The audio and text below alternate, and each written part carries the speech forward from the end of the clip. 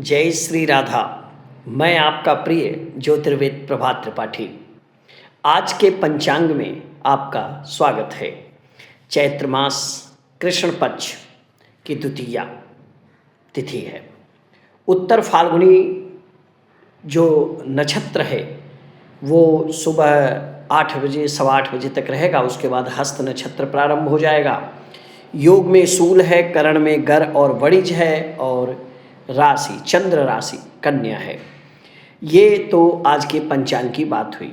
और दिन की बात करें तो गुरुवार है, जिसके स्वामी भगवान स्वयं बृहस्पति जी हैं। एक सामान्य बात भी मैं आपसे आज कहना चाहूँगा कि अगर कुंडली में हमारे दोष हो या ग्रहों का हमारे पास दोष हो तो हम करें क्या। एक ऐसी समझ जिसमें हमें बार बार एक जानकारी मैं आपको दे रहा हूँ और आप इसको नोट कर लीजिए। ये वो सार तत्व है जो आपके जीवन को बहुत ही सुखी और प्रसन्नता से भर देगा। देखिए, राहु का अगर किसी की कुंडली में जन्म पत्री में राहु का दोष है तो बुध इन दोषों को समाप्त कर सकता है। अगर राहु और बुध इन दोनों में दोष है तो शनि इनको नष्ट करता है। इन तीनों में है यानी राहु बुध और शनि, इन तीनों के दोष को मंगल दूर करता है।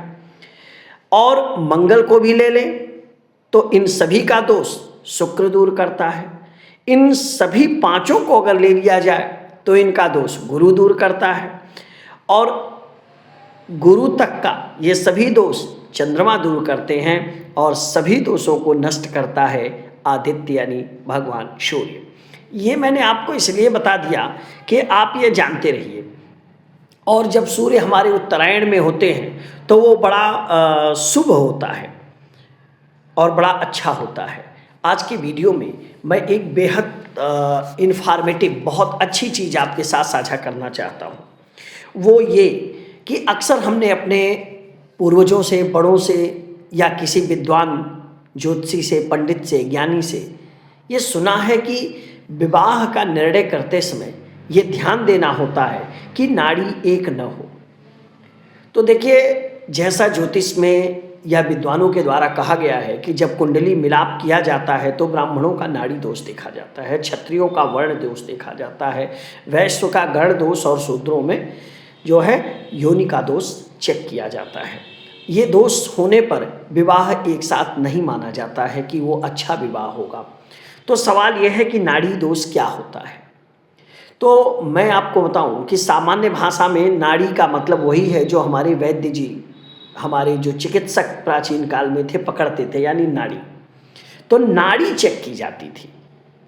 ये वही नाड़ी है, कोई नई नाड़ी का शब्द नहीं है। मतलब आपने बचपन से हमेशा सुना होगा कि वैद्य जी नाड़ी चेक कर लेते थे और बता देते थे, दवा लिख देते थे कि ये जड़ी बूटी आप खाएं।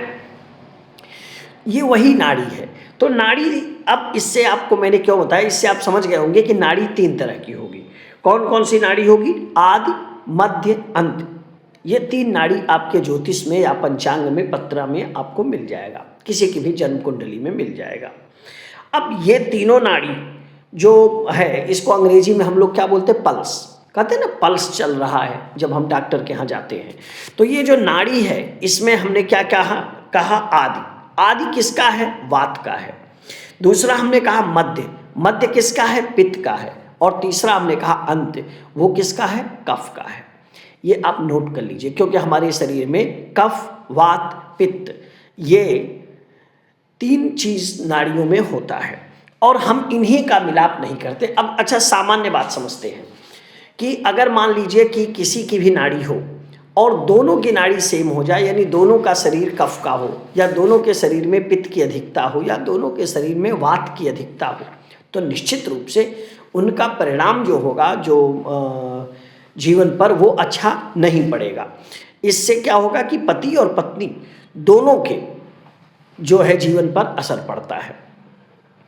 साथ में ये भी कहा जाए कि अगर मान लीजिए वर्ण सभी जो 7 चीज़ें हैं, जैसे आप जानते हैं कि जो मेलापक किया जाता है उसमें 8 चीज़ें चेक की जाती है। हालांकि कई विद्वान अलग अलग मानते हैं, लेकिन सामान्य जो स्वीकृति है वो 8 की है। तो कहा जाता है कि अगर 7 भी मिल जाएं और नाड़ी न मिले नाड़ी का मेलापक न हो और जो जातक और जातिका दोनों की सेम नाड़ी हो तो विवाह के लिए विद्वानों के द्वारा रोक दिया जाता है। हालांकि किसी अनिवार्य स्थिति में उसका परिहार भी होता है, उसकी चीज़ें होती हैं। और मैं आपको बहुत छोटी चीज़ बताऊं जिसको आज के डेट में आप देखिए तो डॉक्टरों में क्या है ना, सेम ब्लड ग्रुप वाला इशू आ रहा है। आप देखिए जब किसी बच्चे का जन्म होता है और कई बार ऐसे आप डॉक्टर के यहाँ जाते हो तो एक इंजेक्शन लगाते कहते देखिए माता पिता का सेम ब्लड ग्रुप था, इसके वजह से जो है बच्चे के जीवन पर थोड़ा सा असर है, इसलिए जो है एक इंजेक्शन लगेगा, तब जा कर के आप बच्चे के जीवन को बेहतर जो है बच्चे का जन्म करा पाएंगे। इस चीज़ को हम जब समझते हैं तो ये चीज़ें समझ में आती हैं। देखिए हमारे ज्योतिष में रक्त का कारक मंगल ग्रह है और आप देखिए रक्त क्या है, हमारे शरीर का जीवन है और रक्त से ही हमारा सब कुछ होता है। बच्चे का निर्माण किससे होता है? रक्त से होता है। हमारे शरीर में जीवन के लिए महत्वपूर्ण कौन है? रक्त है और रक्त का कारक ज्योतिष में मंगल है, इसीलिए मंगल ग्रह का भी विवाह के मेलापक में ध्यान दिया जाता है। मैं अगले वीडियो में इस पर भी बात करूंगा कि मंगल ग्रह कैसे कैसे हमारे जीवन को प्रभावित करता है, खास करके वैवाहिक जीवन को। आप अपना ख्याल रखिएगा और हमसे जुड़े रहिएगा। चैनल को लाइक और सब्सक्राइब करते रहिए, अपने मित्रों और परिचितों को भेजते रहिए। जय श्री राधा।